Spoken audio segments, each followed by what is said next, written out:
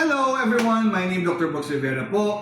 May mga tanong po dito, ano-ano po ba ang aming ino-offer po sa publiko? Actually, of course, ang pinopromote ko parati is yung cervical cancer screening. Ngunit marami pa ho kaming pwedeng makuha ninyo. Meron din ho kaming wellness, meron kaming slimming, meron kaming EMS po na fitness center dito. Of course, meron kaming laboratorio sa baba na kung saan maaari kayong makakuha ng ultrasound, x-ray, of course, mga dugo, 2D echo at iba pa.